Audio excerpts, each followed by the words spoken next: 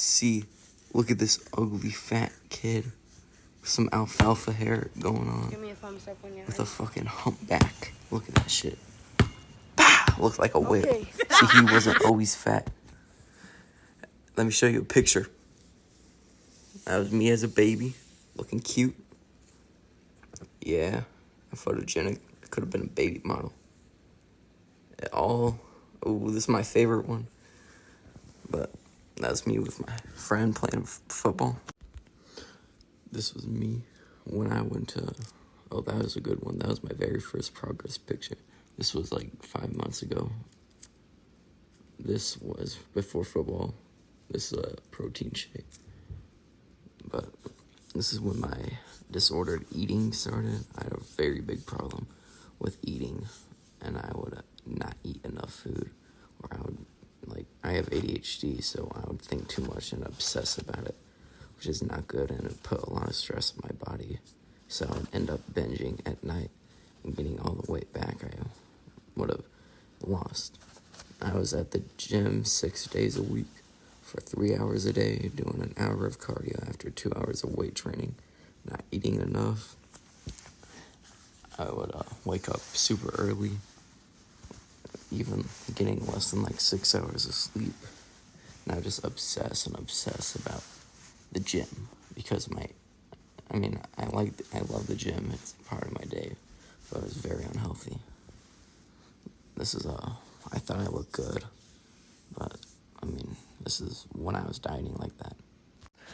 I've always been the big kid, and if you don't know anything about being a big kid, that means you get picked on. The top 3 memories that I have of being picked on was the one that made me decide to change my whole life. Where I was walking in the hall, and a group of kids in my grade pulled up my shirt over my head. It was a long sleeve, extra large, white Patagonia shirt with it had a fish on it, and that was in the 6th grade. I remember crying to my teacher of the time, and she didn't even understand what was happening. Right then, that time, I understood what I needed to do, and I started looking up how to lose weight. That was all the way back in 6th grade. In the summer, between 6th and 7th grade, I probably lost 10 pounds. But it was probably 10 pounds of muscle and fat. I did not lose weight very good. I was eating around 800 calories a day. I still lost weight, but I didn't really understand the faster you lose it, the faster you gain it back. So that's when I started gaining my weight back, was in the 7th grade. It was the prime of my life. I thought I was the shit, but I was actually a little fat kid still. I didn't notice it, but looking back, I notice it now. The second instance of being bullied where it made me realize I had to change my life around was when I was running at the track during gym class in 6th grade. And then these 8th graders or 7th graders looked at me, and they ran next to me, and they're bullying me, or they weren't bullying me, but they're saying Oompa Loompa. They're singing the Oompa Loompa song from Willy Wonka to me, because I was a little short, fat Oompa Loompa, basically. And the third time is when my own very best friend came up to me this year during lunch in freshman year and said, "Hey, Nate, you gained all the weight back." And he touched my stomach in the middle of the lunch line. I was in utter disbelief. What the fuck? So I'm mature enough to ask my mom about this because everyone in my family is obese. I have heart disease on both sides of my family, going back 3 generations on the paternal side, which is your father. And then, so I'm mature enough to sit down because my dad had a heart attack, and I'll talk about that later, to my mom. I said, "Mom, why am I so fat? When I start getting big?" And then she said, "It started when we moved out to the suburbs, because I used to live in the city. And the city and the suburbs is very different because there's not much to do in the suburbs." An example of The difference is my family, we would ride our bike. Like little 5-year-old Nathan would ride his bike all the way to St. Louis Zoo, which was like 3 miles away. Little Nathan going up and down the hills on the hill, stopping by a little sandwich shop and getting a nice sub, Giovanni's and all that shit. No, I miss it. But you don't have that type of stuff out in the suburbs, and it's more of a comfortable life here. Believe it or not, I do not live in a very good spot in the city, even though I look like a white kid in the suburbs. My parents work very hard, and they're not there for me for, I hate to say it, but over 3/4 of my life. I remember going to my grandparents over the weekends, thinking that I'm going to my grandparents for like weeks at a time. But I didn't realize that my dad or my mom had like an event at their work that they needed to like fully pay attention to. So I didn't really understand at that time, but I understand now, and I'm very grateful for the suffering and the long hours they had to work.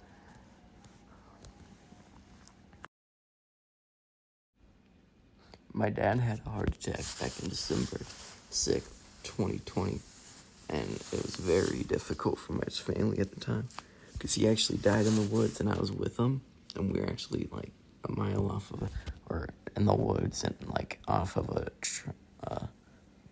trail.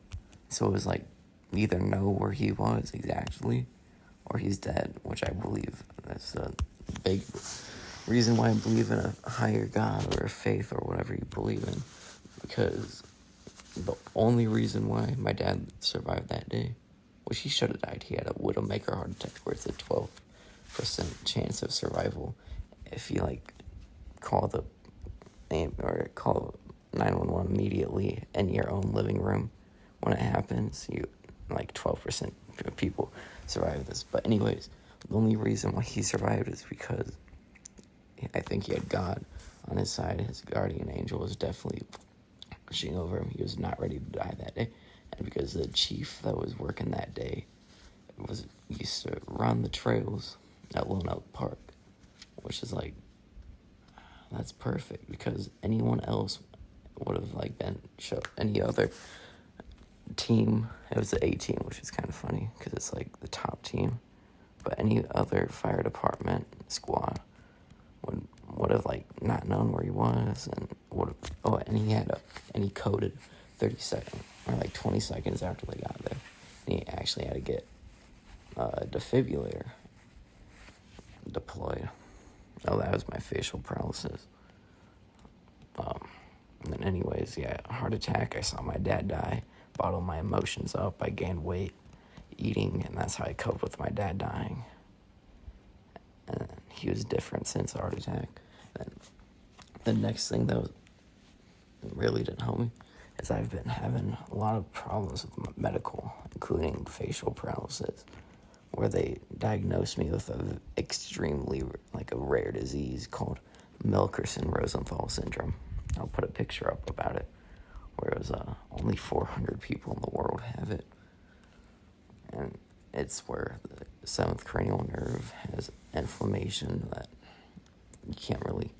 you just can't like move your face. It's facial paralysis.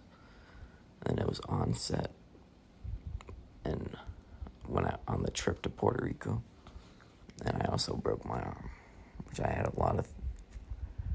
and I had 1,000 milligrams of prednisone going in my arm every day to fight the paralysis, and it was a big deal because that's an extreme treatment option. And I think 20 days throughout the school year, and I also broke my arm this year. I had a lot of stuff happen, but since I'm not a pussy, this is my comeback story.